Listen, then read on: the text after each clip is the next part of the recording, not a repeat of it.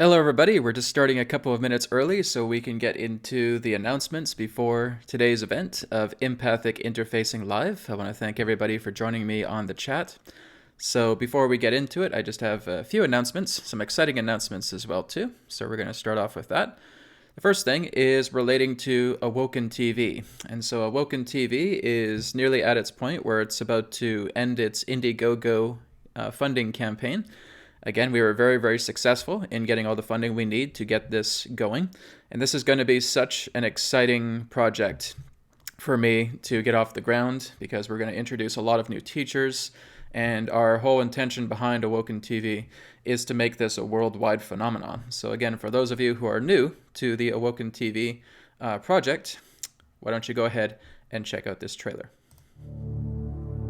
For the truth seekers. For the spiritual journeyers.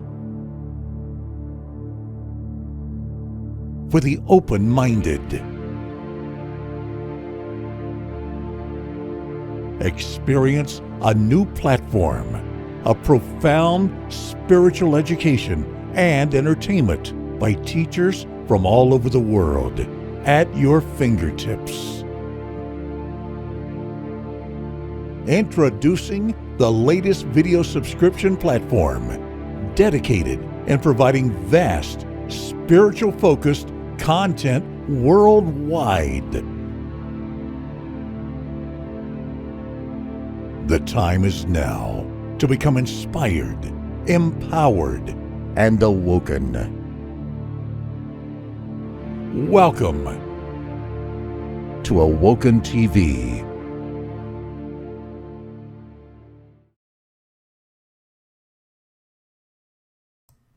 So that is just a preview of Awoken TV.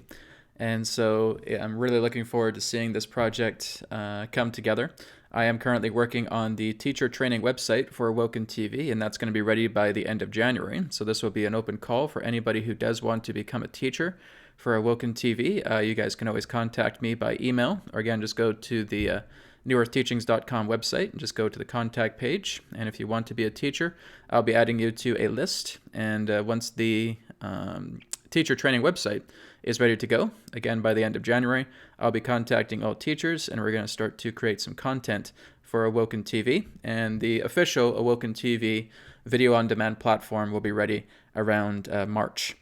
So no exact date with March yet, but it will be ready around the time of March. So again, Awoken TV has a lot of amazing potential behind it. So again, you can follow it on facebook.com/AwokenTV. And again, our website will be up in the time of March. So moving next is an offer that we have, of course, throughout our weekly events, or online events, I should say. So again, we have promo code EMPATH20, so capital letters EMPATH20, and you can receive 20% off any session or product on newearthteachings.com. So again, you can go to newearthteachings.com and then you order your product on the shopping cart page here, and you'll notice that the light circuitry seals are now available on New Earth Teachings. So again, I work with light circuitry. Some people who may have been going through psychic attack, or again want to have enhancements, manifestation, amplification as well too. All of that is there. You can check that out. Light circuitry seals is the newest session on New Earth Teachings right now. But again, you can use the promo code EMPATH20, all capital letters, and this is valid until the end of day this Sunday, January 20th. So go ahead and take advantage of that for this 20% off special offer. And of course, starting in September this year, the Cosmic Tour to South Africa, featuring both Michael Tallinger and myself, where we're going to be looking into Anunnaki, mankind, giants, and gold, and we're going to be exploring many different sacred sites. I'm going to be bringing my camera, of course, and filming a lot of the tour, but nothing really is as beautiful as being able to be in South Africa in person. So I would suggest, if all of you guys are up for a tour with Michael Tallinger and myself, come and join us. So again, you can go to the video description below and you'll find the website there. And that will be the tour website that you can sign up for. And again, I'm there for over 2 weeks. So I'm also going to be doing private sessions in Cape Town, South Africa as well. And I'm just looking forward to this. This is going to be an amazing trip. It's going to be a pure adventure. Going on safari, looking at all these ancient sites, hearing Michael Tellinger's wisdom, and of course, having Adronis come through and share some additional wisdom to all of these sacred sites found in South Africa. We're going to have an amazing frigging time. So again, if you guys want to join us, if you have the means, by all means, feel free to be part of the tour. We only have about 35 reservation spots that are open. So again, feel free to check out the website for a cosmic tour to South Africa. And again, you can find the website in the video description. And of course, New Earth Teachings and Portal to Ascension present the Master's Path, Integrating Ancient Knowledge. So this is going to be a presentation that I'll be presenting through Portal to Ascension on Saturday, February 9th, 2019, from 12 to 3. We're going to be looking into a lot of things. We're going to be looking more into spiritual immortality.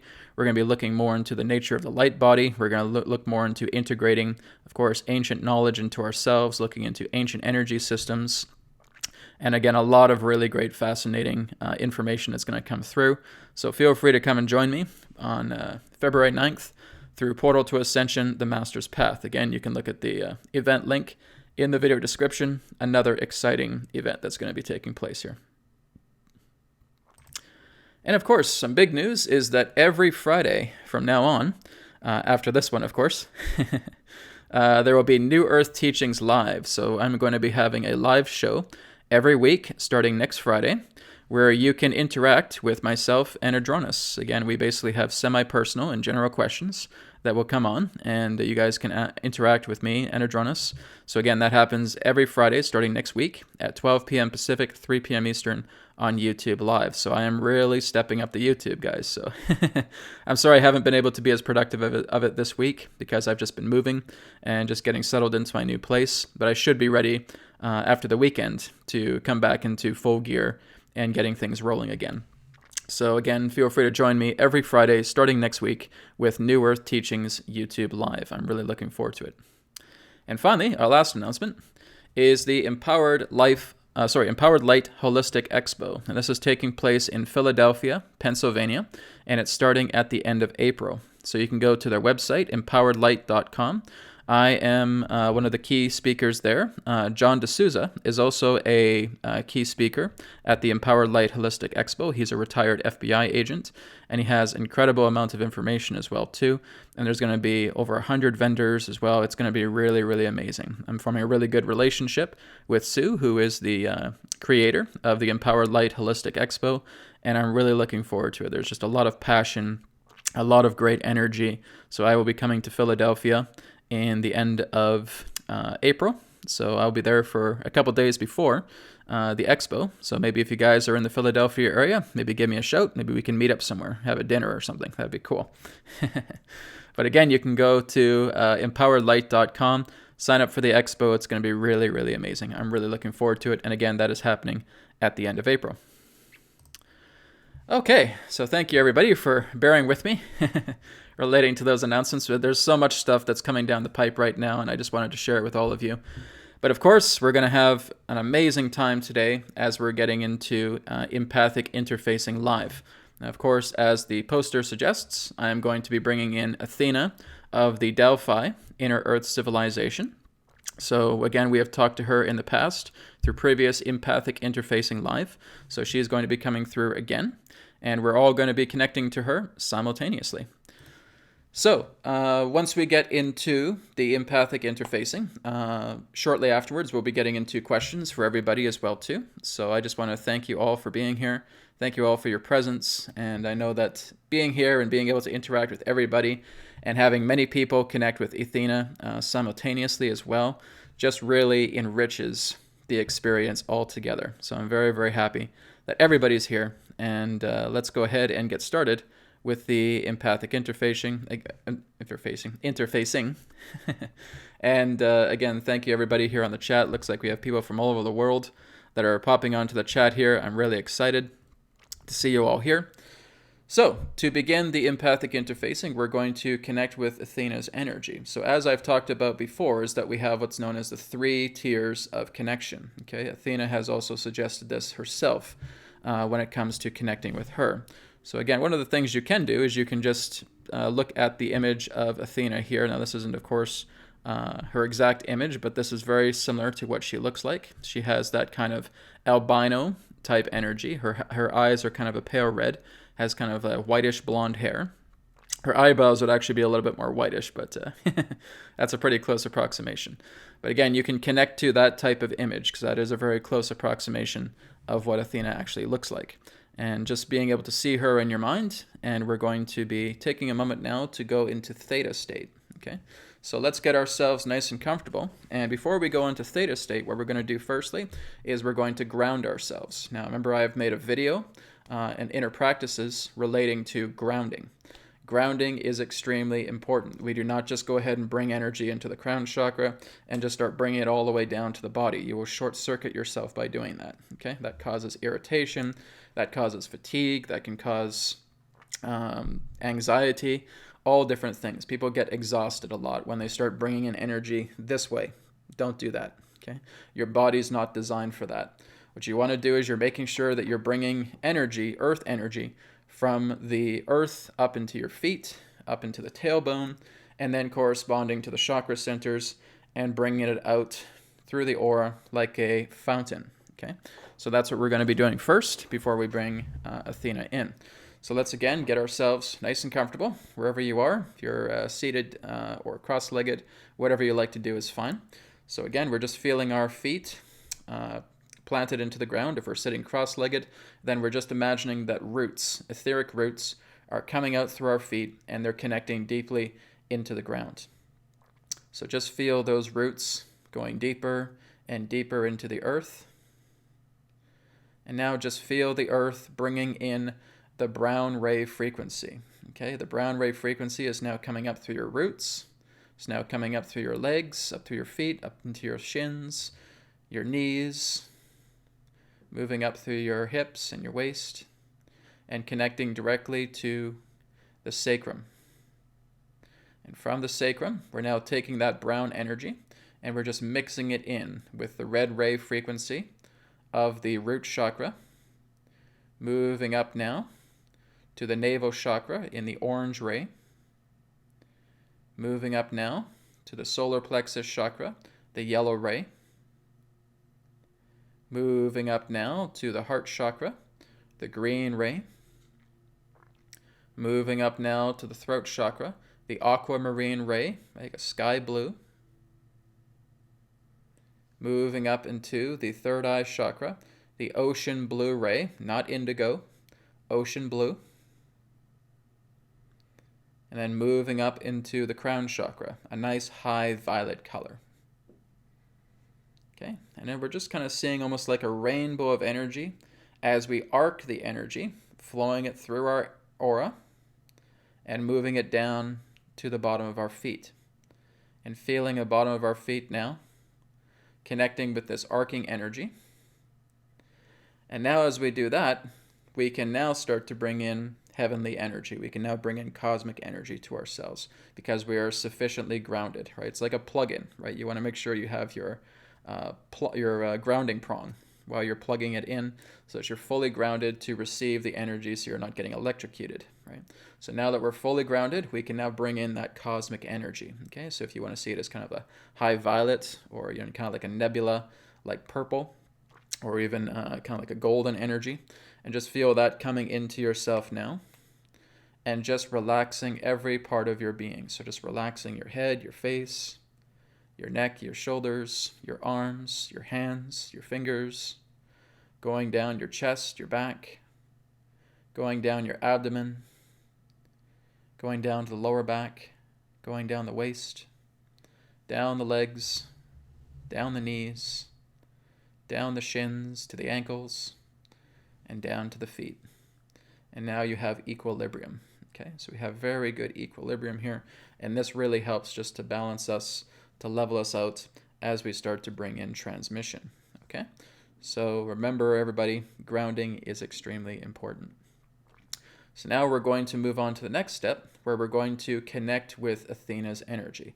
So in your mind, I just want you to see that image of Athena, or just see the name Athena, Athena. Okay, And we're just going to be connecting to her together.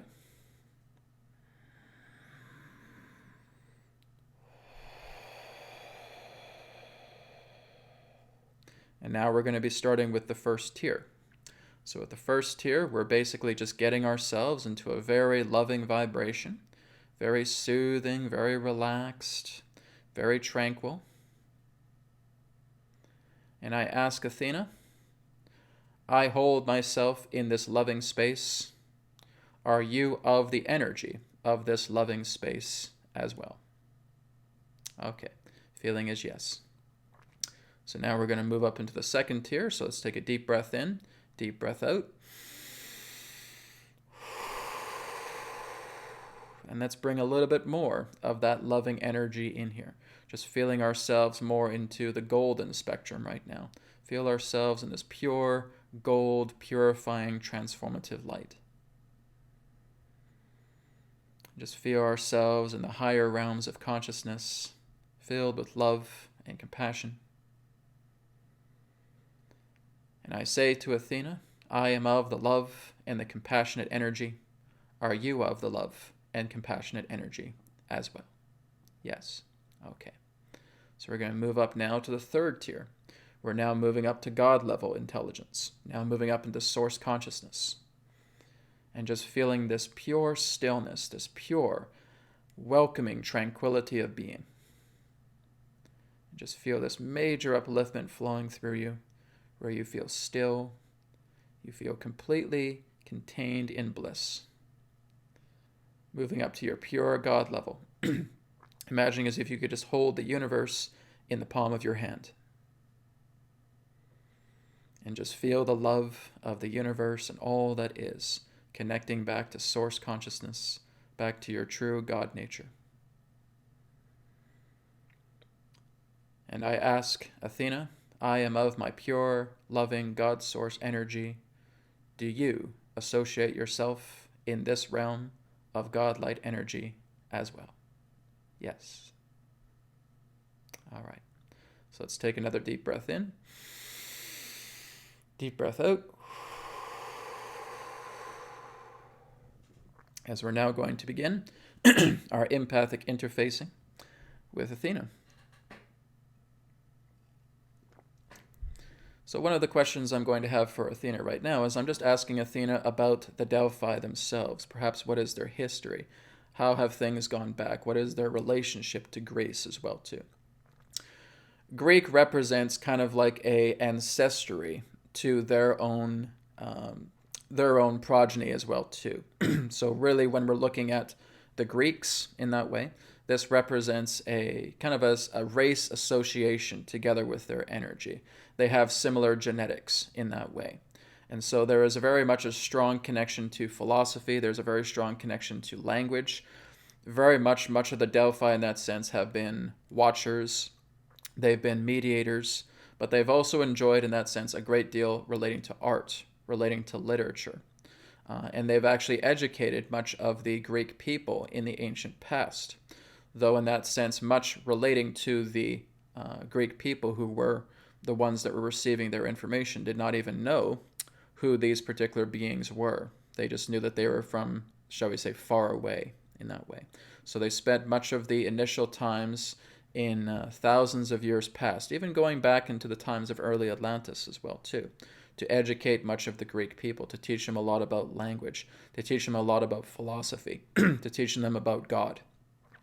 And so even a lot of the Greek gods in that sense can in some way be associated to inner earth consciousness. So basically having these remarkable beings that would come through and mainly appear and disappear at will. But again, they would associate many of these different types of archetypes representing Greek gods. So looking into Greek gods that may be again about, giving mankind fire, right? And basically having that god punished for that. But fire in that sense really represents intelligence. It was representing the idea of freedom, right? Just like the idea of Prometheus, right? Giving the men fire and being punished through the idea of an ego coming by every day and plucking out his liver. So again, these were associated with archetypes based upon events that took place, because there were members of the Delphi, there were also extraterrestrials that came to the planet and were teaching them about the idea of living life, about being able to work with numbers, working with mathematics, working with arithmetic, working with language. And some of these particular beings that were trying to bring prosperity to much of the Greeks in that sense were actually being taken out. It was basically a lot to do with reptilian rule at that time. So this is kind of what Athena is sharing with me, is that much of the ancient connections to the Greeks were not just through extraterrestrial connection, but it was also through the inner earth as well too, the inner earth civilizations. Now the Delphi have also been seers. They've been oracles as well too. And so they have been able to work with a lot of the Greeks and helping them to plan out much of their futures, I guess you could say.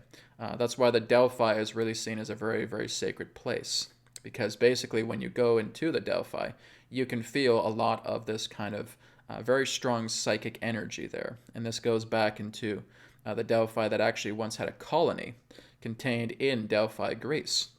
But when, again, things were going quite horrendous for humanity during times of war, they retreated back into the inner earth. So there was once a colony that represented the Delphi themselves, specifically within the area of Delphi, Greece.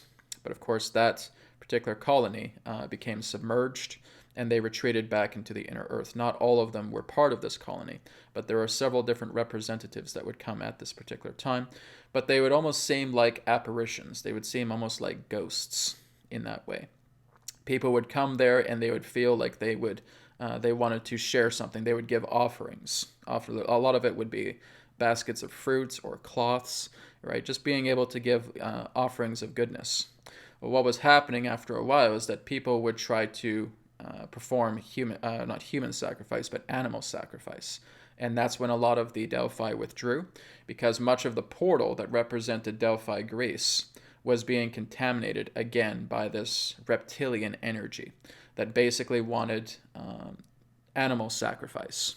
And so they would basically sacrifice lamb, they would sacrifice goats, and again, it would completely contaminate the portal. And so again, over time, that portal was shut down to prevent any further contamination. And so the Delphi retreated into the earth. Now again, this is actually similar to many other stories relating to many of the Argothans, we could say, that again came to the surface, offered good tidings, offered help to the humans at that time, but there was some type of corruption that was taking place. A lot of it involved war, a lot of it involved slaughtering again of I guess you can say innocent people, and they would actually perform human sacrifices in these sacred sites to contaminate a lot of the energy, and then they would shut down that site to prevent any further contamination coming together. So it was a very, very intricate plan relating to a lot of these groups that are, again, were reptilian influenced. And a lot of them would be from kings, from emperors as well, too. A lot of them would just be, bullies, I guess the best way to put it. A lot of these would be Satanist groups as well, too, secret orders as well. And that they would basically tie people to like slabs of granite or marble, and then they would actually start performing these satanic ritual sacrifices, where they would actually give up that person's soul to their satanic god in that way. And so this is what contaminated a lot of the portal systems that were, again, offered with love and with compassion to enrich the earth as well, too. So there was a very, very intricate plan. This even goes back to Stonehenge as well, too, where they did the same thing, right? There were basically a lot of the Druids there that built Stonehenge just the same way that they built the pyramids, right? Working together with sound and being able to use these gigantic pillars as resonators, or as like crystal chambers in that sense, like a crystal chamber inside. And then they would open a portal and it would actually go into another parallel earth. And there would be a lot of these loving energies that would come in and enrich the planet. Well, when there's a lot of discovery about what a lot of these druids were doing, then again, there would be a lot of these, I guess you could say, marauder groups, or again, secret organizations that were much more satanic in orientation. And they would actually slaughter a lot of the druids, and they would take one of like their chieftains or the elders, strap them in, and then sacrifice themselves basically offer them as human sacrifice, and that contaminated the portal. So it would basically represent, quote unquote, death energy. And so a lot of that death energy would contaminate the portal, and from what was once, loving, illuminated beings that would come through and help to enrich the earth, became contaminated with satanic energy. And so a lot of demonic energies would actually come through that portal. So to basically prevent that from happening any further, they dismantled Stonehenge, right? So there's a lot of different stories around the planet relating to these sacred sites that have been torn down. If we're looking at Angkor Wat, right, in Cambodia, and seeing how that too was being deactivated as well too. It was almost like there was a very large worldwide effort to contaminate and destroy a lot of these sacred portal systems. And that's why so many of them right now are deactivated. And so this is kind of what Athena was sharing relating to the Delphi and their past relating to Delphi, Greece. That it was once a portal system, but again, it was being contaminated with animal sacrifice. And I think there may have also been some feelings of human sacrifice. Yeah, there's human sacrifice involved with it as well too. So that particular portal has been closed down. So when you go to Delphi, Greece, you may actually start to feel the remnants of that kind of psychic energy. But again, to prevent any further form of contamination, that form of portal system needed to be completely taken down to prevent any other forms of demonic energies that were coming through these portal systems. Because that's all you have to do. Is if you're looking at a portal system that's wide open, it's an open transit gate. And so you basically just go in there and you start creating something that represents a death-like energy. And if it's a satanic prayer, if it's a satanic ritual, that happens, and then you just contaminate the entire Stargate or that entire portal system, and it becomes contaminated with that energy. Some may ask for Athena, is it possible that these particular gateways can be rebuilt and restored to loving energy? She says yes, but many humans have lost the way about how to do that, right? I would ask, well, would the Delphi be able to do that? She says, no, because we're not the ones who corrupted it, right? It's the humans that have corrupted it. And if we were to try and reopen it again, we basically would inherit a lot of that particular type of karma, right? It's not for us to open it, because basically we were just utilizing that portal as a messaging system, as a system to where we could share our thoughts, where we could share our intentions with people.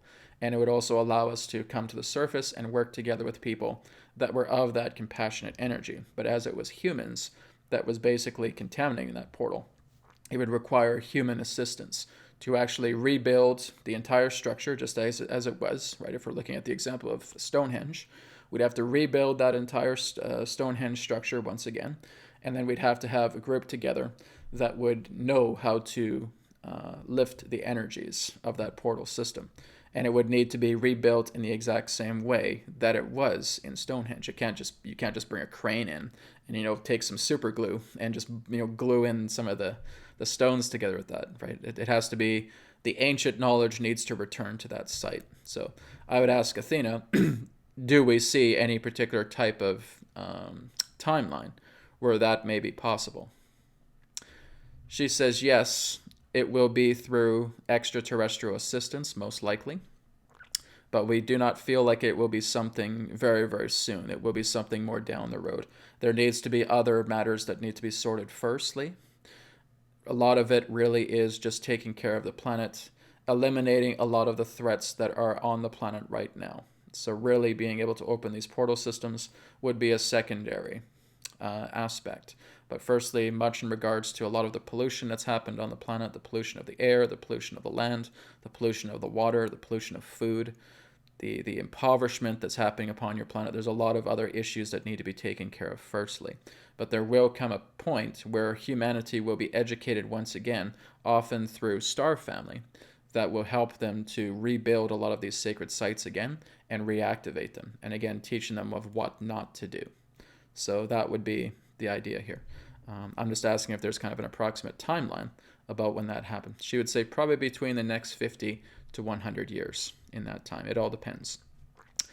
Because there's a lot that needs to be done on this planet. There's a lot of cleanup that needs to be done firstly. There's going to be a lot of introduction of races that are going to be coming forward as well too. So she too is also aware of this. I'm also just asking about what Nefertitis talked about the idea of certain land that is being held for humanity. That would almost seem like kind of like an embassy in that way. She says that is still ongoing, but there is no idea about when exactly this is going to happen. Again, a select few people are going to be invited to come into this space that is being set aside for humanity. But there needs to be a lot of treaty negotiation that needs to happen first, because there's a lot of people in the inner earth that don't like humans. So there needs to be an agreement. If there is any attempt for humanity to share space with its inner earth family, there needs to be collective treaty agreement. And so that will need to be something that will be negotiated. But there certainly is a space that is reserved for humanity, where they can be educated, where they can live here temporarily, and they will learn a lot about how our civilization exists. And if they choose, they can take a lot of that knowledge and apply it to their own surface as well.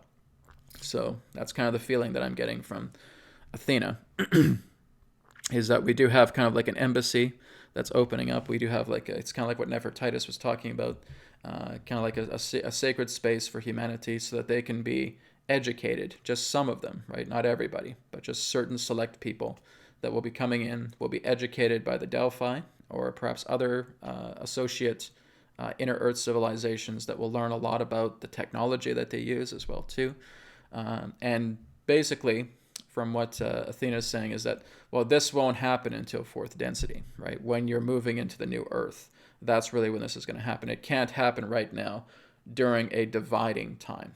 Right now, your race, your civilization, is very divided, right? It can't happen while it's divided. There needs to be more of this. So this is basically what's happening, is right now you're in a dividing time. So everything right now, everybody is basically choosing their sides. They're picking their sides. Stay here on third density, focus on greed, manipulation, materialism, hurting people, all of that. Or moving to the other side, aiding people, helping, self-empowerment, love, compassion, working together in unification. So that's really what the divide is right now. Energetically, we can see this huge wedge between people right now. And of course, there's many different subgroups, you could say, between these wedges. But there's people in that sense who are just angry, who want violence, who want blood, who want eye for an eye, who want revenge. And there's those in that sense who are able to withdraw from that and are able to work together with the earth. Now, we would say, unfortunately, there's a lot more people on the opposing side than there are those in that sense that are moving towards fourth density. So again, there's a lot to be thankful for on the earth. And she's basically saying there is very much a hurrying about working together with yourselves to move into the next density. If you don't act fast, you're going to miss the ticket. If you don't act fast, you're going to miss your opportunity to go to fourth density. And I'm just asking her a little bit more clarity on this. She says, if you are so overwhelmed by your emotions, it's like slowing down while trying to run for your plane flight, or flight for your plane. You're just running, you're slowing down, you're not going to make your flight. It's going to leave. And that's what's happening right now, is that people are being so overwhelmed by everything that's happening into the world that they are completely missing the point of how to evolve themselves. And if you miss that opportunity to evolve yourself, you're going to miss the flight that will take you into the next world, that will take you into fourth density. So this is the divide that's happening right now. You need to start focusing on yourself. You need to start focusing on your traumas. You need to start working with your karmic energies. You need to start working with forgiveness and compassion and love. You need to start working together with other people, helping them out. Start working and believing in yourself. So there's a window of time right now. That window is thinning. So those who have not already started to awaken themselves, realize what they can become inside, they will miss this window and they will stay with what they create. So that will be, again, third density. So Hadronos has said something very, very similar about this as well too. Someone has actually asked this question before. I believe Bashar was saying about this question. He referred to it as the train analogy, that around 2021, many people won't be able to get onto that train leading to fourth density after 2021. What Adronis has basically said is that it's more so the span of change.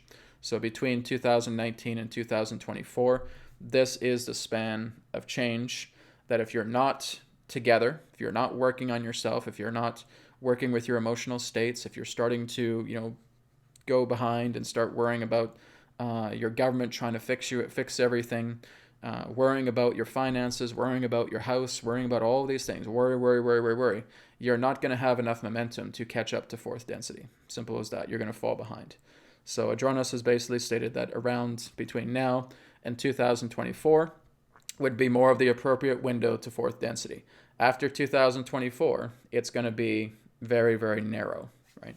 So this is why the next 5 or 6 years, we really have to work with each other. We really need to take care of each other, help each other out, work with compassion, work with love, work with forgiveness, look into what doesn't serve and start to build new systems, start to build new grassroots systems that can come together. So we are running out of time. This is, again, what a lot of other energies have shared as well, too, is that you only have a short window here to really get yourselves together, because Earth is transiting. A lot of these new energies are coming together. They're magnetizing into the grid, and it's like an inversion that's happening together. And so this is why we have this kind of collective divide right now. A large amount of people are going to stay here. Okay, so one of my old videos was saying that, I'd like to see 30, 40, 50% of the population that would go to third density, and in fourth density. But again, that's possible. But it all depends in regards to what we're facing, right? Because things just become more and more intense every day. And so we have to look past the idea of thinking that the government is going to take care of you, or again, some outside force is going to take care of you, or some ETs are going to come down, put you on board a spacecraft and get you out of here. They're not going to do that, okay? The whole key here in that sense is that we need to work together in really relying upon ourselves and starting to work together in love and self-responsibility. So this is kind of what Athena is saying as well, too, is that there's a divide right now. And really nothing can be done during that divide. That's why things seem pretty quiet right now. You're in a dividing time. You're in a self-reflecting time. This time needs to be reflected upon yourself. It needs to be worked on. You need to work on your emotions. You need to work on your traumas. You need to bring them into harmony, right? A lot of what we've shared, right? Clearing your karma as much as you can, and then moving yourself into catching that flight and then going off into fourth density. So this is exactly what Athena is sharing as well, too, is that there's nothing that really can be done while you're in a current span of divide right now. We're very, very divided right now. So once that happens, relating to the split, you are able to decide exactly where you feel you belong, right? So if you're doing your inner work, if you're working with your empowerment, if you're working with your emotions, you're working with your traumas, you're doing fine.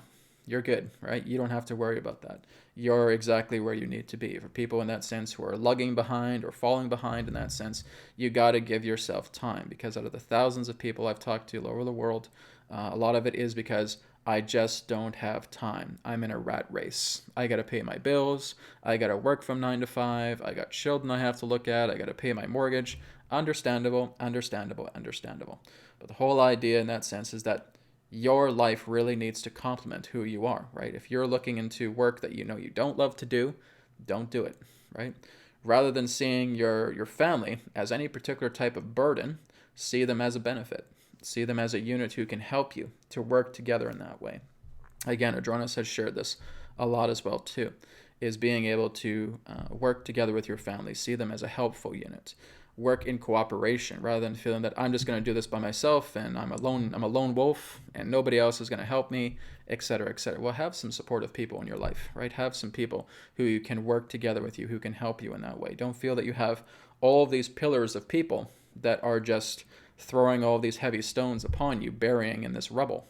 You want to really make sure that you are working harmoniously and making sure that you have an environment that is complementary to where you need to go. You have to think about what you want to do. No one else is living your life. You're the one living your life. So it's very, very important that we just look into that. So I wanted to add that extra little bit because it is very, very important for us to focus on. Okay. So we're just kind of getting back on track here.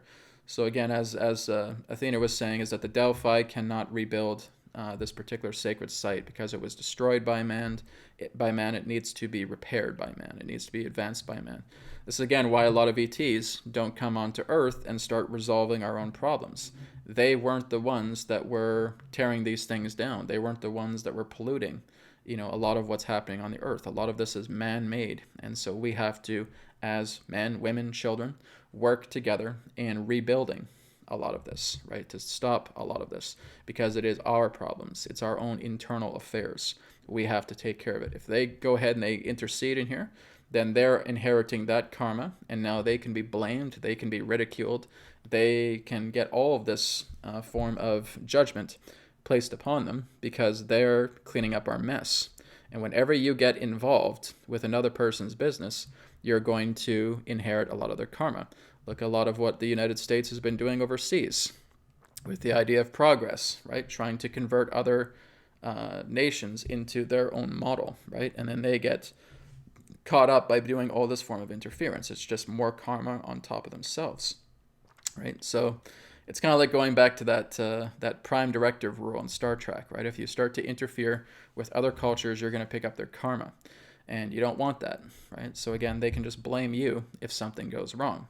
So this is, again, why we are looking into the idea of taking care of our own messes, working with our own resolutions. Some people will run to me and say, Brad, I got all these problems. Can you take them away from me? I say, I can't take away your problems, right? I'm not living your life, right? I can certainly help you. I can guide you in a certain way and maybe help you to see what you're not doing. But you have to be the one that needs to take care of this. There's no magic button. There's no enlightenment red button right on your desk right here that you can press and say, okay, hey, I'm enlightened already. It's all taken care of. No, you have to do the inner work. That's what this is all a part of. There certainly are tools that can help you along the way. If they resonate very well with you, these tools can help to make it easier, but you're the one, again, who's bringing your substance together and helping to clear a lot of that karmic energy. Okay? All right, guys, so why don't we go ahead now and move into Q&A with Athena. So I'm just going to go through the chat here. I'm just going to scroll up to the top. It's usually where I like to begin. Okay. So let me just go down the list.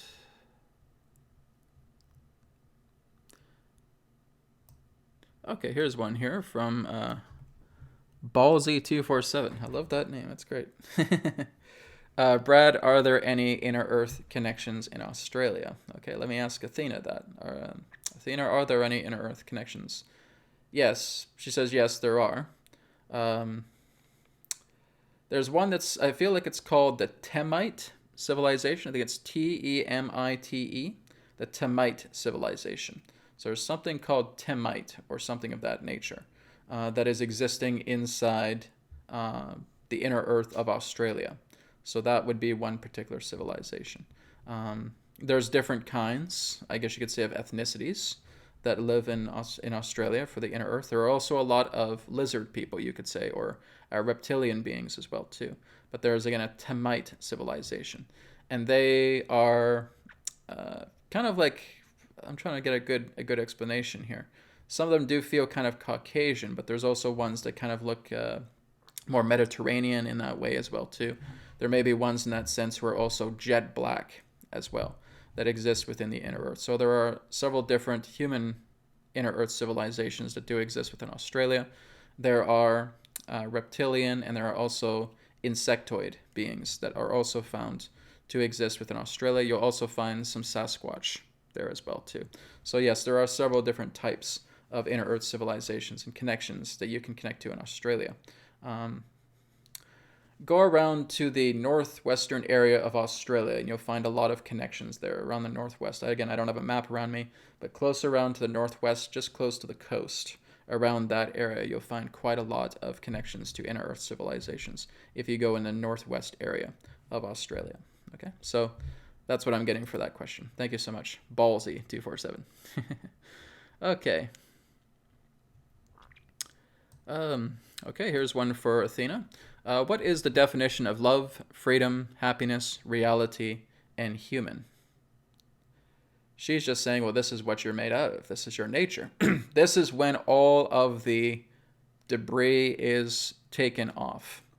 This is where everything else is pure, and that is your natural state of being. You are loving, you are compassionate, you are happy, you are enjoyable. You want to assist. You're a social species. We are also a social species because we held genetics similar to you. We basically are human as well, too. We are also sociable. We are also compassionate, but we have learned through many generations that it is not appropriate to interfere with other civilizations that are maturing, because that will only mess everything up. So it's kind of the feeling that she's giving me here. We don't want to interfere with anyone who is learning how to understand themselves. And that's what you're doing. You're learning how to understand yourselves. You're learning how to work past all of this debris that have come upon your planet. And this has been happening for millions and millions of years. There has been a lot of claimancy upon this planet because Earth has something so unique to her.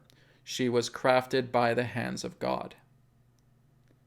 And this is what is so valuable to other species, is the amount of resources, the genetic stock, the amount of life upon this planet is very, very resourceful to other races. And they want to put their flag here and say, this is my planet.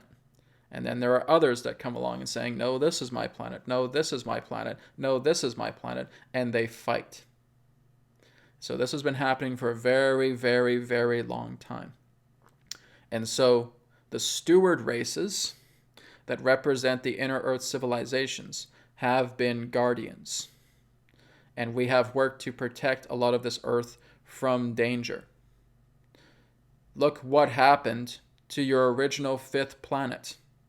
It was destroyed because of greed, because of corruption, because of war. It imploded.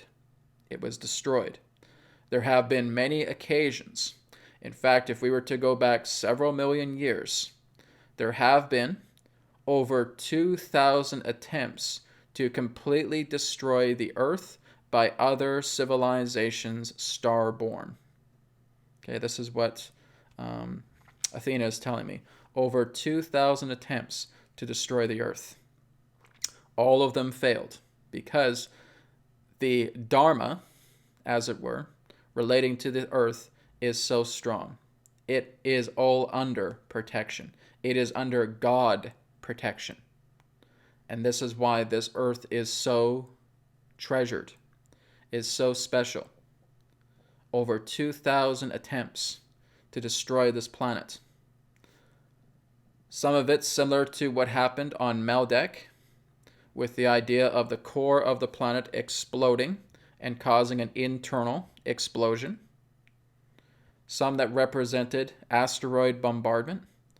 Some who wanted to vaporize the oceans. There have been many threats. All of them have been handled. So, the earth has been going through a great deal of turmoil for millions of years because it is such a jewel of the cosmos. And when humanity was introduced here, people could not really condone a lot of what was attempting to come on this planet. But the earth insisted herself that humanity come here because she already knew what was going to happen to her. Because once humanity starts to mature, they will be such a powerful family member to the earth because they are going to take care of her. They are going to answer all threats, and they are going to abolish all threats as well too. This is why this divide has to happen. We need those good people to come to the new earth and they are going to be her stewards. They are going to be her protectors. And I'm just going to ask Athena right now, are you also transiting to the new earth as well too? She says yes. Pretty much all of the inner earth civilizations contained in fourth density on this earth right now are moving to the new earth as well too. So after this shift in third density, there won't be any more inner earth civilizations. She says no, there still will be, but we won't be here. We will be in the fourth density earth along with the humans that go as well too.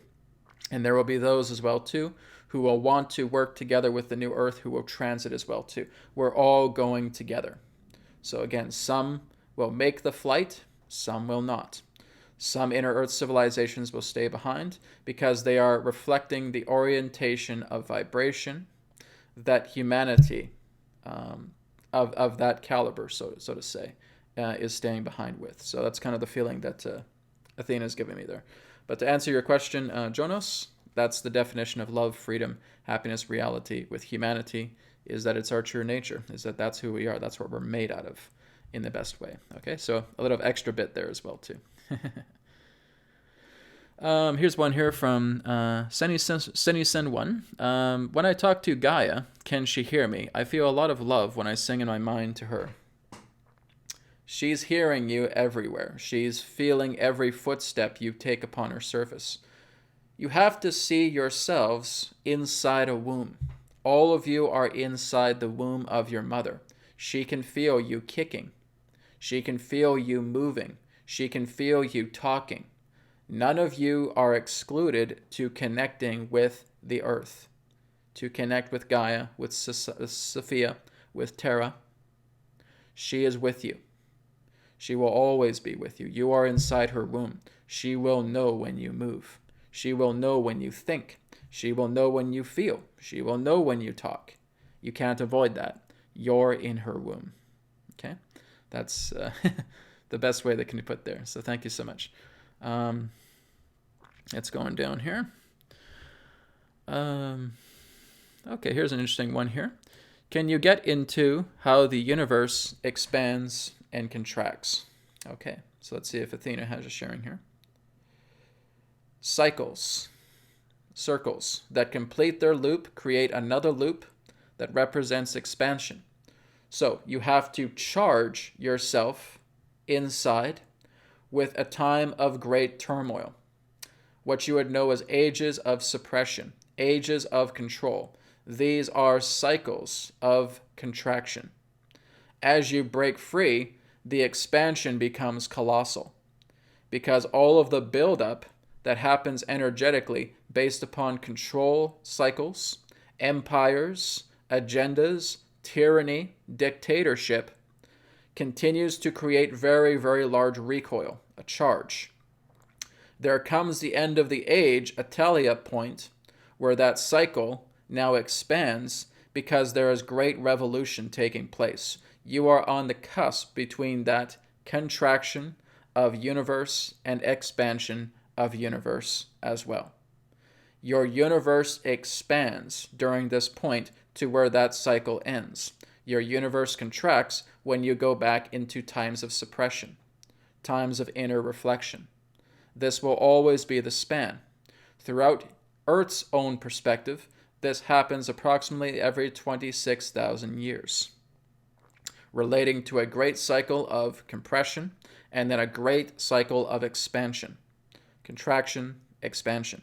The universe works together in this way through many different cycles, throughout many other different planets, different star systems, different galaxies, different dimensions, and they all attempt to connect with each other at appropriate intervals. But it is like gears that are turning and moving each other in that way. So there are often similar contraction points, and there will be others on other levels of the universe that will expand. And that expansion will further motivate energies to charge up as they contract, to welcome in changing times as they expand. Okay? That's basically how I feel I can translate it from what Athena is saying. So we all have, again, these contraction and expansion times. Again, from what we know is approximately our 26,000 year cycles. And so that's just for us. That's for our star system here. Other star systems have different types of cycles as well too. But there's a lot where we start to contract. A lot of other star systems, a lot of other areas within the galaxy are contracting at the same time. And then there are other areas, of course, that will expand, and that will become the momentum, the motivation for us to start reaching a level of expansion and expanding at the same time. So it's kind of like looking at a pond where you're throwing little pebbles in certain areas, and we're hitting those ripples. And those ripple effects bond together with these cycles of circles, and they receive charge. And that charge is now getting more and more intense until it breaks, and now we start moving into a state of expansion, right? So right now, you could say that where we are right now is at a state of great contraction. But this contraction is getting so incredibly strong that when we hit fourth density, bam, that's when it expands, right? So that would be, you could say, our own universes to how we expand and contract.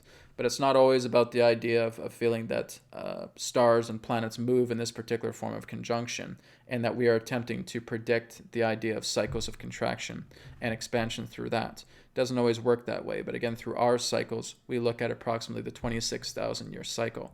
So there can certainly be celestial events that take place upon that, but again, a lot of this we don't know. A lot of this ancient knowledge that has helped us to further understand about contraction and expansion at appropriate time intervals have either been destroyed or collected and sealed away in vaults. A lot of our ancient knowledge is locked away. And so, myself and many others that are receiving this particular type of information, if you really put a lot of our information together, if you remove some of the debris, then you can kind of see a lot of what the ancients have taught, right? Going back to the Mayan civilizations, the Egyptians, all of that has really predicted these particular cycles of great change, right? But if you look back thousands of years at many different civilizations, they have all predicted this time, that there will be a lot of tyranny on the planet, there will be a lot of darkness, but light is going to explode, right? People are going to start waking up, people are going to start challenging all of these forms of authorities, and the authorities will lose. And that, therefore, leads into an expansion time. Some of us also refer to that as the Age of Aquarius, right? That, too, is another perspective as well. Okay? So I hope that answers your question, Jonas. Thank you very much. Okay, moving down here.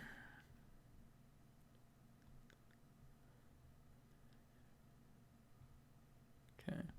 So I think we had the second question there. Yep. Already answered Ballsy's question about Australia. Okay. So here's an interesting one here from Susan. She asked, was there a plan to use the Epstein-Barr virus to destroy the population while also encouraging eating the foods that it thrives on? She says that, Athena says that is an agenda that has been happening for some time, yes. These different strains of Epstein-Barr viruses are created in laboratories, and then they are spread out, often through pesticides. They're actually spread out through chemtrails. They're spread out through many different means to basically contaminate a lot of the foods. And so a lot of these pesticide foods contain different strains of the Epstein-Barr virus. Some of this can also be airborne as well, too, with many other different viruses as well, too. Viral contamination is one part of, quote-unquote, elitist agenda. So yes, that's pretty much you answering your own question there. So yes, to destroy the population, encouraging eating the foods it thrives on. Okay, so a lot of pesticides, viral strains that have been created and cooked up in a laboratory and distributed throughout the lands, throughout, again, pesticides, throughout chemtrails, throughout all sorts of things, many different viral strains. So yeah, it's a nasty, disgusting agenda, but thankfully we're getting a lot of light put onto that right now so that we can help to avert that. Okay, just moving down.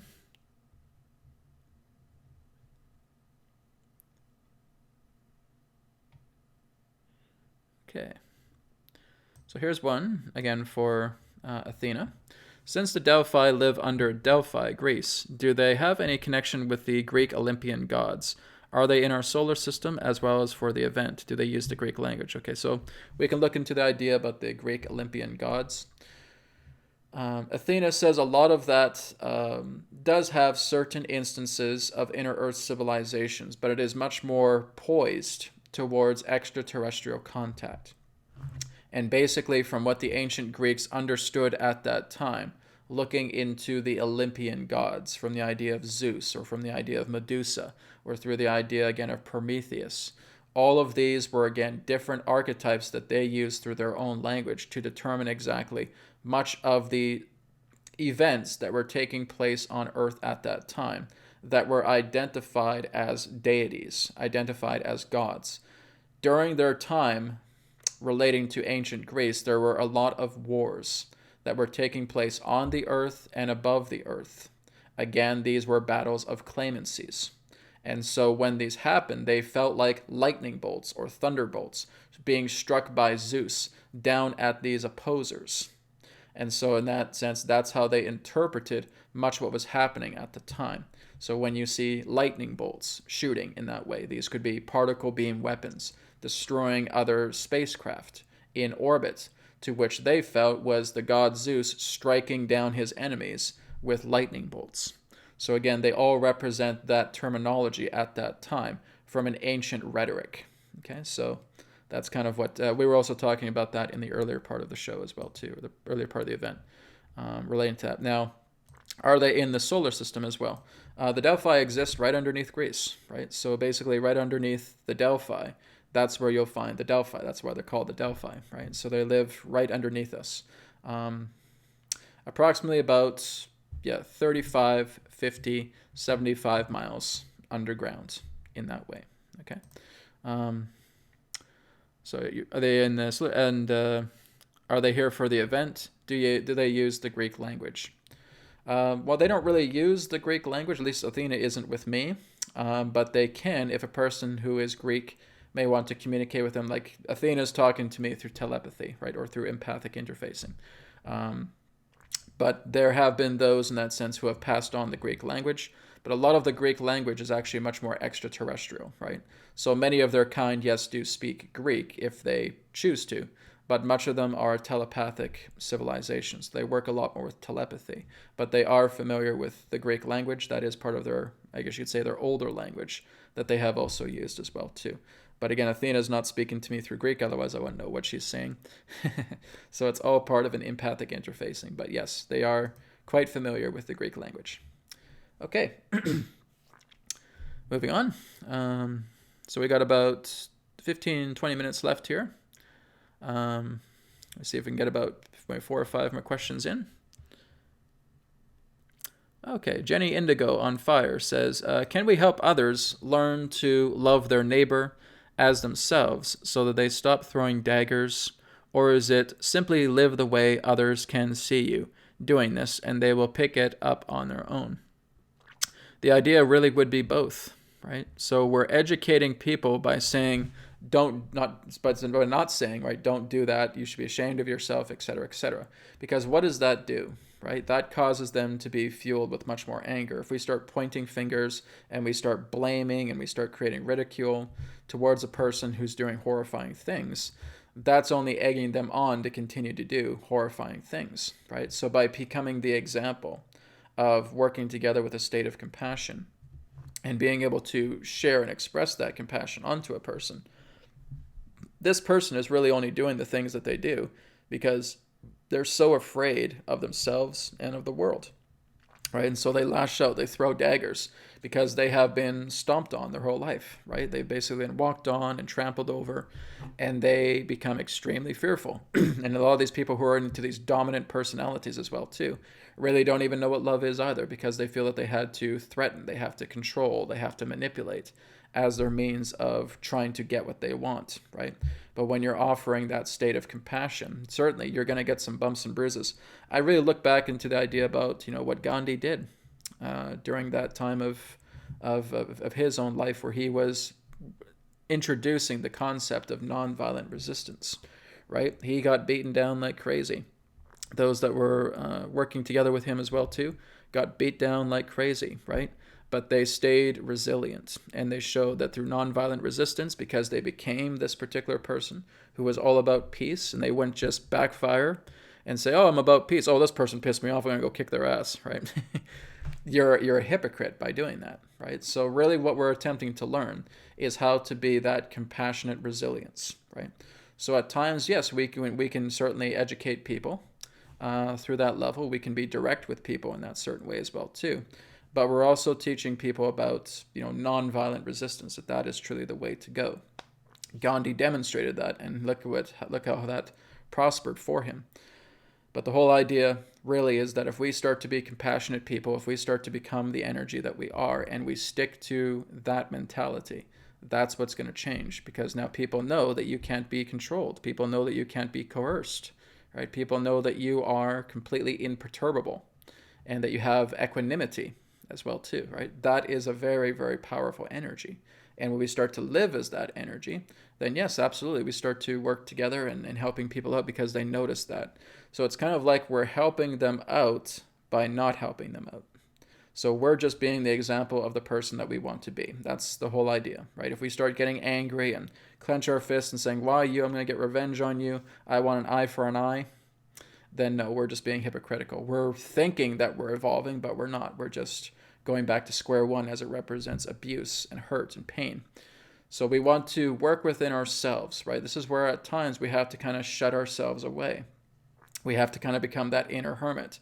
And we need to work upon a lot of the aggression that has happened within ourselves. And again, we need to bring a lot of that compassion, just as we become compassion workers for the entire planet. So basically, part of what you are saying is true in both sides of the coin here, to get them to stop throwing daggers at you in that way. Well, the whole idea in that sense is that daggers can only manifest when you still have daggers for yourself, right? So you will certainly witness things in life where people are throwing daggers at other people.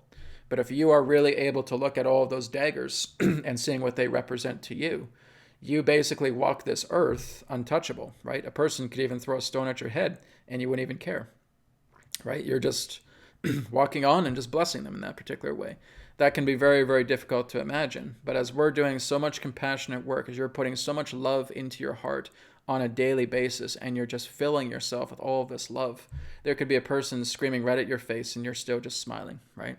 Because you have so much love within your heart. You charge yourself up with all of this love, all of this compassion, all of this energy. You answer all of those heavy, harsh aspects of life with compassion, with harmony, with love and appreciation, forgiveness, most of all, right? And that is what transforms you altogether. You're no longer living as a victim. You're no longer living in the feeling that this planet is accursed. You're no longer living in a feeling that I need to survive, I have to survive, right? You just attract everything because you're in the melody of grace, right? So that's really the big response here, is that we're not trying to get people to stop throwing daggers at us because they'll throw more at you. We want to look into the idea about why daggers are being thrown at us, because actually we're just telling that person to throw daggers at us because we've looked at something within ourselves that we didn't realize is actually throwing daggers at us, and manifesting that person as a catalyst to doing that to ourselves, right? So that's something that we have to look at in that way. And again, this is what I've had to do, right? I've had lots of daggers thrown at me, and I used to play the blame game quite a lot. It's all this person's fault. It's all that person's fault. But as I started to retreat, go within myself, and start working with a lot of this trauma that I've had in the past, a lot of it was around relationships as well too. Oh, we got a couple of donations here. Rochelle, love you. Thank you so much. I really appreciate the donation. Thank you so much. Lightspeed 612. Much love, guys. Thank you so much. I really appreciate that. So sending you a big e-hug through the chat here. Thank you so much. I really deeply appreciate that. So again, I have a new super chat that's available. So again, there's a support chain there where people can donate to the channel. So I really deeply appreciate it. And that helps as well too. That goes towards the channel. That helps to improving production and all of that. So thank you so much. But just going back to what I was sharing, yes, we all have to work with compassion. I had to retreat. I had to kind of lock myself away and become this hermit. And now I'm kind of back in my own place again, and I'm still kind of a hermit as well too, but still interacting and working together with events. But that's what we have to do. We have to transform ourselves from within, and then we become these compassionate people, And we noticed that a lot of those old situations that we once attracted are no longer there. We're now here to serve. We're here to work together in that way. And I look at, the stories of Jesus and Buddha and Krishna and even, Edgar Cayce, Nikola Tesla, right? You look at all of these really great people from the past and you learn a lot about what they went through and really offering a lot of selfless service and assistance. And again, that too is just a cornerstone to compassion as well. So again, Jenny, thank you so much for your question. I hope that helps. Okay, we're going to scroll down the list here a little bit more. Okay, well, this is a question I get quite a bit, so I'm going to address that. Paolo asks, are we up for an abrupt pole shift anytime soon on this planet? Well, let me ask Athena about that. Athena, are we up for a pole shift? She says both yes and no. She says, yes, there has been polar shifts that have already been taking place upon the planet, but it's not something that is going to cause a great catastrophe on your planet. Much relating to the polar shifts that's taking place are being done mainly through artificial means. And here's the reason. If these artificial means were not being used, natural pole shifts, yes, would cause calamity. The pole shifts that you're going to be experiencing are not naturally made. They are basically, you could say, gravitational effects by spacecraft. So there are polar vessels at the north and south pole of the planet. And as Earth continues to go through her transition, they will appropriately adjust the Earth prior to any necessity of a natural pole shift to take place. So we would say that the aspect of the pole shift has been intervened upon. Yes, there will certainly be shifts to your pole, but it will not affect in any form of calamity or catastrophe. Okay, so that's what she's saying. So, so the answer to your question, Pao, is yes, pole shifts. No, it will not affect us in any particular form of calamity. Actually, if you're asking much of the Inuit that live up north, they have already noticed that the Earth is shifting, that the idea of the stars are out of alignment, right? So we've already had some polar shifts here, and we've had them back, I would say, around 2011, 2012, maybe a little bit earlier than that. But there is already evidence of the poles already starting to shift very, very slightly. And of course, we have what's known as 3 North Stars as well, too. So we have the Polaris star. I believe we have Vega as well too, and I can't remember what the other one is. Maybe the other one's Pollux or something. But I know there's 3 stars, and that after a certain amount of time we have a new North Star, and I believe it's moving towards Vega. But that will be quite some time, perhaps many hundreds of years before that full rotation takes place and we go into a transit. But apparently there has been a slight polar shift that's already happened already. But again, that's under artificial means. So it is under intervention maintenance so that the Earth does not need to naturally shift her poles. So then if Earth naturally shifts her poles, yes, there's calamity, there's catastrophe. And this is what's happened in the ancient past as well, too, relating to pole shifts.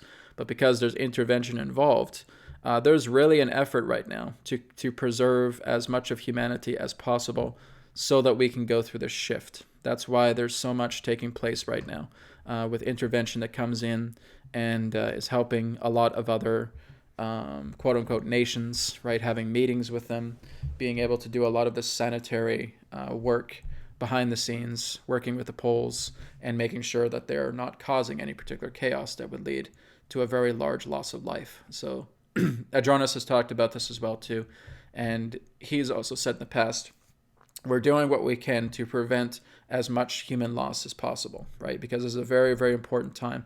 This is the time of harvest. And so it's very, very important that humanity stay preserved as much as possible while we go into this next phase, bringing as many people into fourth density as possible. So yes, many of our star family want us to go into fourth densities, and this is why we're doing this. We want as many of you to come into fourth density as possible. Stop fighting with each other. Stop invoking wars. Stop feeling you need to be at each other's throats. Work together. Work as a unit. Work in harmony. Unify yourselves. You start doing this, this is going to advance you into that next level. And you're looking at an Earth that is so beautiful. It'll very much be like a replica like what we have right now. So it really won't look on a landscape level too different. But we're going to see a lighter energy, right? A much more of an illuminating presence. You know, our amplification of energies will take off like a rocket, right? So I've already talked a lot about through Adronis, a lot of what fourth density will be like. But it's going to be a very, very beautiful world. Now, there was another person that just provided a question for me on email just before I came on the air. And I believe one of his questions was, and it was for Athena, when we move into fourth density, will we be bonding with our higher selves? So will we be of higher self-intelligence when we move into fourth density? She says, not entirely, but it's more so getting into that state. You're going to be much more susceptible to the higher self. You're going to work a lot more with the higher self because your higher self very much works through your heart. So you're on that plateau of interacting together with your higher self. But your higher self would exist more so in a seventh density realm, a seventh density consciousness. And so as you move into fourth, yes, you're much more susceptible. You're much more receptive to the higher self because you're working together with the heart space. But you will not be 100% integrated as the higher self. But you will certainly be working much more with the higher self as you connect into fourth density, from what she's sharing with me. So, and that also corroborates with what Adronis has shared as well too. So, very good. So let's move down here a little bit more. Oh, okay. Here's an interesting one here from Ewan. I'm not sure if I'm pronouncing your name right. Ewan? Is it E-U-N? Sorry if I'm not pronouncing it right. Ewan, I'll call you. Why does Athena use the name of the Olympian Greek goddess Athena? Can she decode the name by the Greek meaning of the letters? It really holds a lot more connection to, again, the pure goddess energy, femininity, nurturing, loving care. Think of it very similar to the earth being a goddess, to the earth being a mother. It really represents much more of a mother energy. It's showing the ability to be compassionate. It's showing the ability to care. It's not being a term to worship. It feels a lot more like a mother that's working with her children, and that there is the goodness for all. She also represents a teacher, an educator, a messenger for good tidings, for love, and incorporating much of the feminine love, nurturing towards all that she sees as her family. Okay, so that's kind of why Athena chose this name, because it's not her real name, right? She doesn't really have a name that we can even say that's more so in a symbol in that way. Might be a good idea. I'll see if I can write down or draw out Athena's symbol here. I'm just going to ask Athena if she can kind of connect with me in that way. And I just want to see if I can get a symbol from Athena.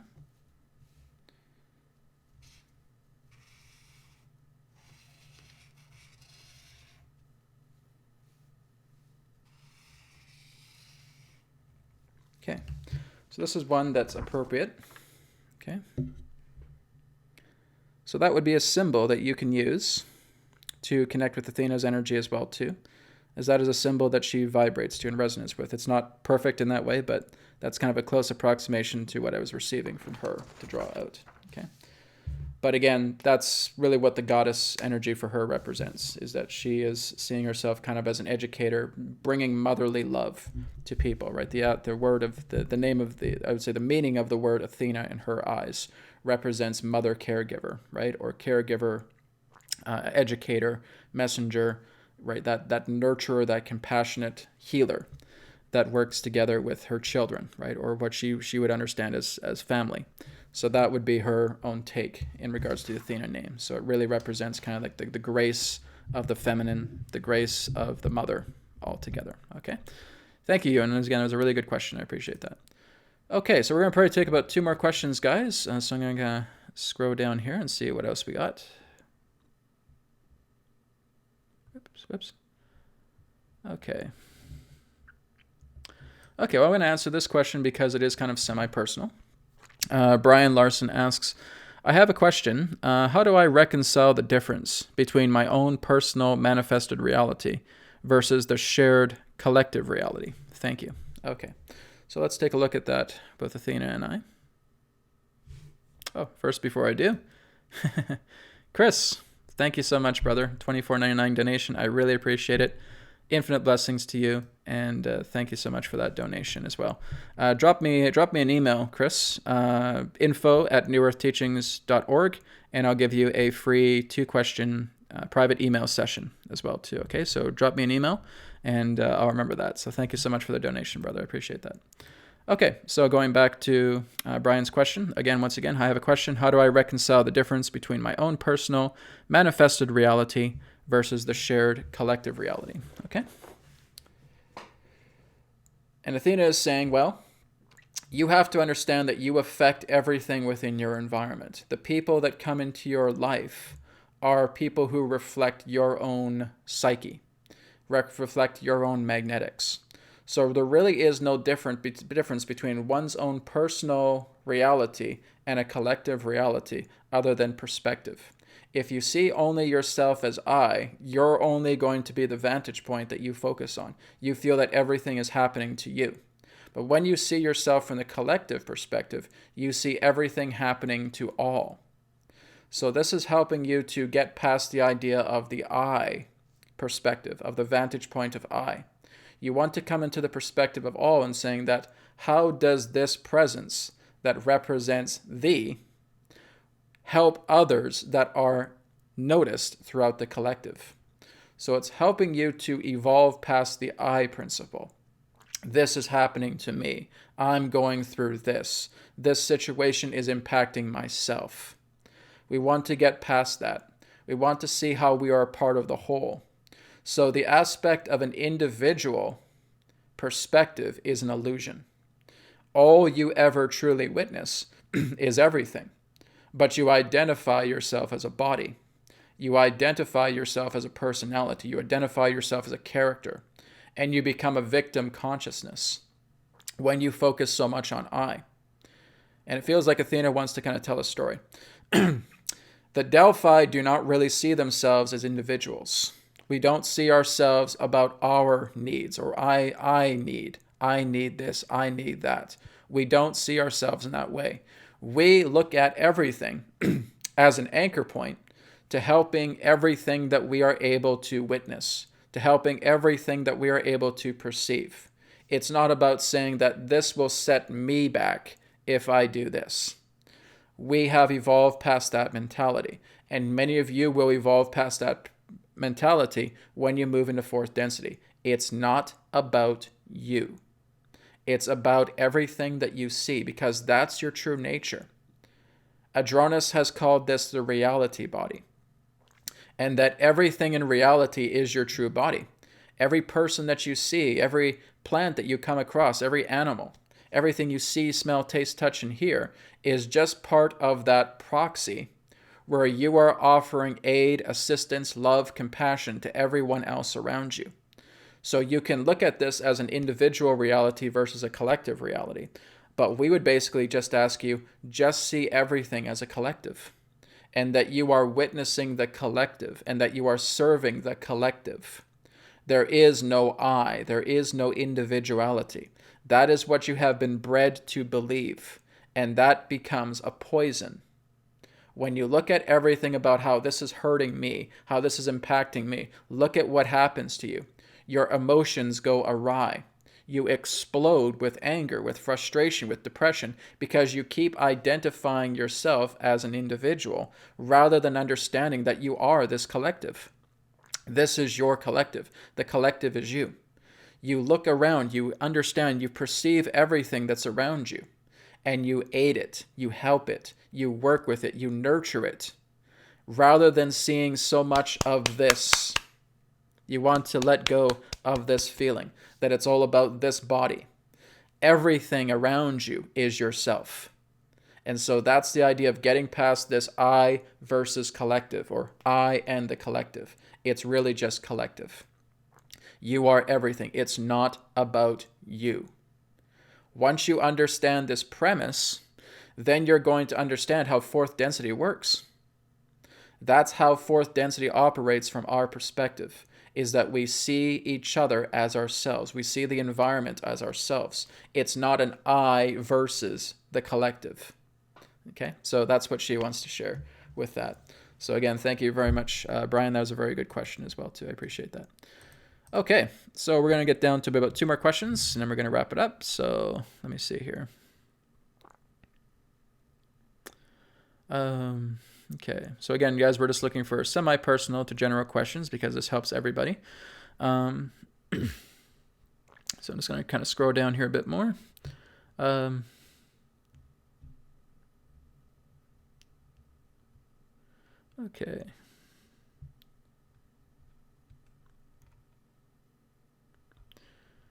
So let me just see here. Okay, here's a good one here from Anne. Anne asks, Athena, how many humans are communicating directly with the Delphi at this time? 1.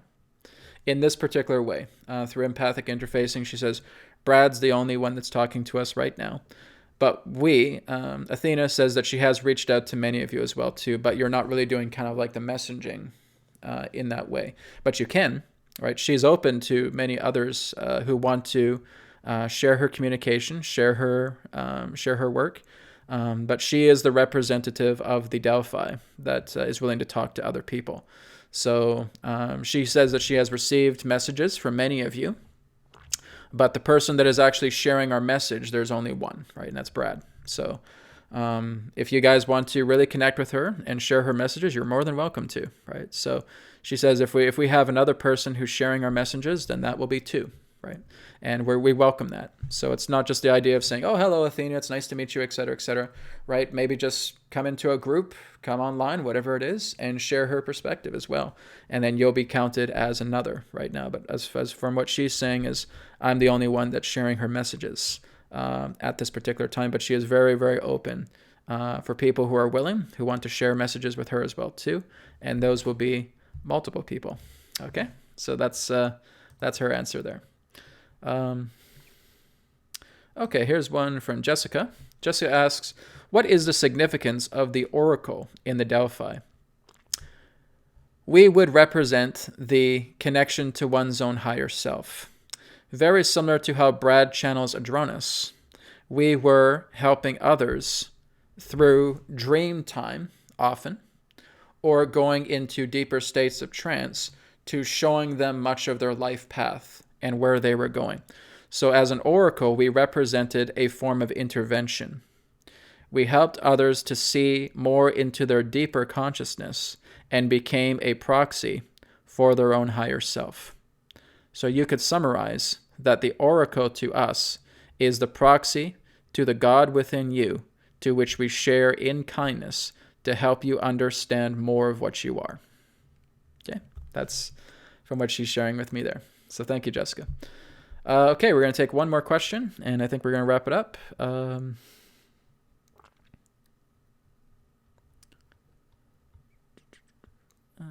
Whoops. Okay, here's one here from Owen Fox. Athena, are we sometimes soul contracted with certain partners that may seem very different or at different stages of healing or evolution for our evolution when others may seem easier or better matched? Okay, so interesting. So this is, again, kind of like a soulmate relationship or kindred spirit question, you could say. So let me just read that out again. Athena, are we sometimes soul contracted with certain partners that may seem very different or at different stages of healing or evolution for our evolution when others may seem easier or better matched?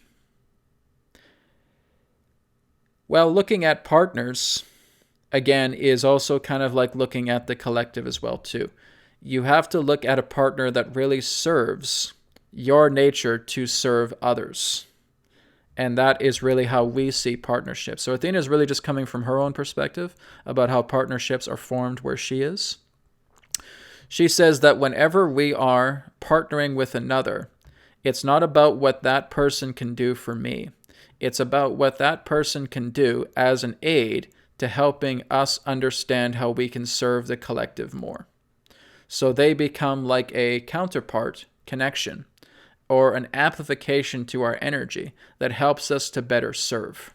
So that's kind of her perspective. So I don't think she quite understands your question, but I'll see if I can fill in some more of the information as well. That's basically what she says, because she's not really used to the type of relationships that we have here on the earth. But again, that's kind of her perspective, is that when she has a partner, I'll ask Athena. Athena, do you have a partner? She says yes, she does have a partner or counterpart in that way. And it works very, very differently from how we interact with couples here on the earth, on the surface, I would say. But she basically is saying that when a partner comes into her life, it's how the two of them can come together to assist the collective, right? It's not about the two of them having their own quote-unquote selfish times, right? They're coming together and being a counterpart. If they even decide to procreate together, then that baby is also working together to assist the collective as well, too. So they have a very, very different viewpoint of how they look at partnerships in that way. So from what you're saying here, Owen, again, I'll do what I can to share with this as well too. So again, as you said, are we sometimes soul contracted with certain partners that may seem very different or at different stages of healing or evolution for our evolution, when others may seem easier or better matched? Yes, because this is what we call karmic partnerships, right? Adronis has talked about that. And really what he shares is that karmic partnerships are there to reach a state of resolution, right? So when we get into a point of resolution, that partner has done us a favor, right? He or she has done us a really great service to helping us understand more about ourselves. So when we come out of a rocky relationship, we learn a lot about what that karmic partner has taught us all together in that way. And so when we learn about what that partner has taught us in that form of soul contract, sometimes we may decide to come back to that partner, or sometimes that partner may just leave our presence altogether, but he or she has left behind a really strong imprint as it relates to how we can better understand ourselves because of their presence. Now, we could look at the idea of soulmates or kindred spirits as well too, as someone who is contracted to us for our life, right? That can happen as well too. I have a partner like that. Who's very much contracted to me. And so we come together and we bring out the best of each other. And there's times where we have good times and there's times where we have bad times. But nonetheless, we have that particular partner. So we may look at another partner and say, oh, I bet, if her and I got together, if him and I got together, we'd just be a match made in heaven. Maybe for a certain amount of time, but it all depends upon the lessons that you're together to learn, right? So that's an important thing as well too. So I would really just say it all depends upon the partner. It all depends upon the causes and conditions. We can't really generalize this in that way, but that's some insight as it relates to that. So karmic partnerships, yes, helping you to understand more about yourself. As you understand more about yourself, the type of partnerships that you can bring in are very complementary, are very loving, are very powerful. But you're still learning from each other, of course, and that's the whole nature of partnership, is to bond, connect, and learn from one another. And again, seeing how that can serve the collective. All right. Well, Tia Alexa, love you. Thank you so much. 4444. I really appreciate it. I love the synchronistic donations here. It's very great. So Tia, email me as well too, info@newearthteachings.org, and I'll be happy to give you a 3-question email private session as well too. And Astro Mayu, $100 donation. Thank you so much, Astro Mayu. Much love to you. Thank you so much. Again, contact me as well too, and I'd be happy to offer you a free 30-minute private session as well too. Okay, so please feel free to email me again, info@newearthteachings.org, info@newearthteachings.org. Thank you so much, guys. Thank you so much to all the donators. That is awesome. So I'm really looking forward to talking to all you guys, again, that have donated. Thank you so much. This has been a really incredible presentation. I just want to take a moment to give my love and appreciation and thanks to Athena and to the Delphi. Thank you for being here with me. Thank you for being here with us. And thank you for your wisdom and your knowledge. Infinite blessings. So again, like we did in previous weeks as well too, we've all connected to Athena. I'd like to say many of us have. And like I said, if you guys feel that you are very much having a good connection with her, connect with her and talk to her, and see if you can also share her messages as well too. She is very, very open to it as well too. Deidre, thank you so much. Again, $10 donation. I really appreciate it. I also joined Awoken TV today. Everyone sign up. Yes, thank you. Thank you, Deidre, for reminding me of that. Yes, again, you can go to facebook.com/AwokenTV, and you can find the link there for the Indiegogo campaign. It ends on Sunday. So again, go to facebook.com/AwokenTV, and you can check it out. Okay, and again, just a reminder for everybody, the New Earth Teachings special offer Enter promo code EMPATH20 to receive 20% off any session or product on newearthteachings.com. And this is valid until Sunday, January 20th. Okay, so you guys can go ahead and check that out. Like I said, the light circuitry seals are the brand new session that's available on newearthteachings.com right now. All right. And again, South Africa tour, Cosmic Tour to South Africa. Guys, it's going to be so much fun. I would love to have people come together with me, with Michael and myself. This is my first time meeting Michael in person. I've always really enjoyed his work, especially with the Ubuntu movement. So this is going to be a really great honor. If you guys can come with me and really enjoy a really great tour, we're going to have so much fun. It's going to be an amazing event. So again, that is also available. The website is in the video description in this video. Master's Path, Integrating Ancient Knowledge with Portal to Ascension, Saturday, February 9th, 12 to 3. Come and check that out. Again, looking into a lot of ancient knowledge practices and applying them together. So again, next week, interact with myself and Adronis on New Earth Teachings YouTube Live next Friday, starting next Friday and every Friday after that. Empowered Light Expo, empoweredlight.com, again, happening in Philadelphia, Pennsylvania at the end of April. Go check out the website, empoweredlight.com. Myself and John D'Souza will be there as well, too. We're going to have a really great time. It's going to be an amazing connection there all together. Thank you so much, everybody, for tuning in to Empathic Interfacing Live. We're going to have another one here in the next few weeks. And again, thank you to everybody who shared their questions. Thank you to all contributors as well, too. I love you guys. Love you guys infinitely. Thank you so much. We're going to have a lot more content coming together. We're also going to have the Adronis Top 3 happening here later today as well, too. That'll be uploaded on the channel here in a little bit. And again, more videos to come next week as well, too, including the New Earth Teachings Live. Have a great rest of the day wherever you are in the world. Much love to you all. Take care, and I'll talk to you again in another perspective of the now. Goodbye.